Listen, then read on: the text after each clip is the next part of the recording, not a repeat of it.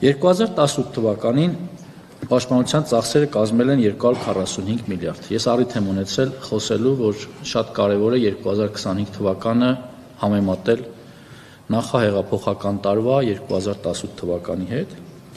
Իսկ 2025 թվականի պաշտպանական ծախսերը եղել են 664 միլիարդ դրամ, այն է 1 միլիարդ 741 միլիոն 604 հազար դոլար, այսինքն պաշտպանության ոլորտի ծախսերը ավելացել են 1.1 միլիարդ դոլարով։ Ինչու եմ սրա մասին խոսում, որովհետև շատ կարևոր եմ համարում 2025 թվականի գործունեությունը համեմատել սկզբնական զրոյական նախահեղափոխական տարվա հետ, այն առումով, որ շատ են քննադատությունները այն մասին, որ պաշտպանության ոլորտին տրամադրվում են քիչ ծախսեր, պակաս ծախսեր, եւ այս թվերը խոսուն են, մեղմ ասած, եւ ես ուզում եմ, որ սրա վրա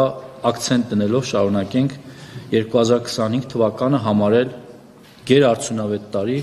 պաշտպանական ոլորտում իրականացվող